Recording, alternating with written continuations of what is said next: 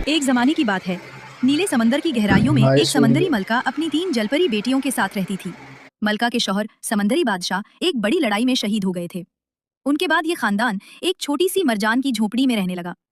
अपनी जिंदगी गुजारने के लिए वो एक जादुई समंदरी गाय पालते थे और साथ ही एक छोटा सा काई और समंदरी घास का बाग संभालते थे। एक सुबह बड़ी जलपरी ने देखा कि उनके बाग की कुछ सुनहरी काई गायब है। उसने फौरन अपनी माँ को बताया और कहा, अम्मी, आज रात मैं अपना मोतियों का कंबल लपेटकर बाघ की निगरानी करूंगी ताकि चोर को पकड़ सकूं। मलका ने बेटी की बात मान ली। रात हुई तो वो जलपरी नर्म मोतियों वाला कंबल ओढ़कर काई के बाग के एक कोने में छुप गई। पानी की लहरें हल्की हल्की मध्यम रोशनी के साथ रक्स कर रही थीं। कुछ ही देर में अचानक अंधेरों में से एक बहुत बड़ा समंदरी देव बाग में दाखिल हुआ। वो अपनी सदफी छुरी से सुनहरी काई काटने लगा और उन्हें अपने गहरे खौल के टोकरे में भरने लगा। शहजादी जलपरी ये देखकर हैरान तो हुई, मगर हिम्मत करके आगे बढ़ गई। वो समंदरी देव के सामने तैरती हुई जा खड़ी हुई और अपनी दुम के परों को झटक कर बोली, तुम मेरी माँ के बाग की काई क्यों चुरा रहे हो? समंदरी देव ने जलपरी शहजादी की तरफ बमुश्किल देखा।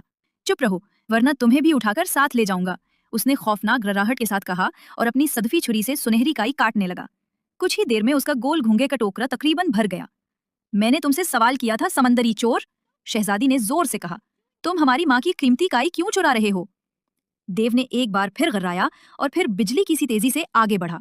उसने शहजादी को अपनी चतानी बाजू से जकड़कर उसे भी अपने टोकरे में फेंक दिया।